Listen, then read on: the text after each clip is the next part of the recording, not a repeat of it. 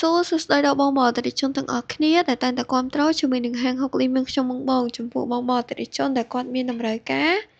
ត្រូវការជាប្រភេទម៉ាស៊ីនយ៉ានម៉ា15ខ្សែកន្លះថ្មីកែបងធ្វើការតាក់ទងមកកាន់ហាងហុកលីមានខ្ញុំបានបងហាងហុកលីមានខ្ញុំក៏មាន2ទីតាំងទី1នៅខាងខេត្តបាត់ដំបងនៅជិតនឹងរង្វង់1នៃរំសាយសក់ហើយទីតាំងទី2គឺនៅខាងស្រុកមូលរិស័យតមុខរោងម៉ាស៊ីនតុងភាពបងបើសិនជាបងអតិថិជនដែលគាត់មានតម្រូវការ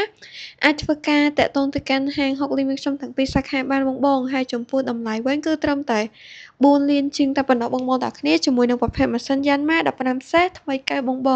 មានការធានាជូនបងរយៈពេល1ឆ្នាំពេញតែម្ដងបងទាំងគ្នាបើសិនជាបងអតិថិជនដែលគាត់មានតម្រូវការអីអាចធ្វើការតាក់ទងមកបានហើយចំពោះម៉ាស៊ីននេះគឺស្អាតហ្មងបងទាំងគ្នាជាប្រភេទម៉ាស៊ីនយ៉ាន់ម៉ារបស់ជប៉ុនសុទ្ធបងទាំងគ្នា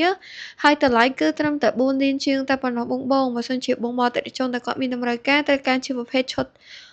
ម៉ាស៊ីនថ្មីយ៉ាន់ម៉ាថ្មីកែតម្លៃ4លានជាងមកធ្វើការតាក់ទងមកកាន់ហាងហុកលីមានខ្ញុំបានដែលទីតាំងហាងរបស់យើងគឺស្ថិតនៅខេត្តបាត់ដំបងនៅជិតនឹងរង្វង់1រំសាយសក់ឬមួយក៏បងតាក់ទងតាមរយៈលេខទូរស័ព្ទដែលយើងបានដាក់នៅខាងលើវីដេអូនេះក៏បានឬមួយក៏ Facebook Page ហុកលីរំសាយសក់ខេត្តបាត់ដំបងក៏បានដែរបងតម្លៃគឺត្រឹមតែ4លានជាងតែបងតាគ្នាប្រភេទរង្វាន់ថ្មីកែមានការធានាជូនបងរយៈពេល1ឆ្នាំពេញតែម្ដងអញ្ចឹងបើសិនជាបង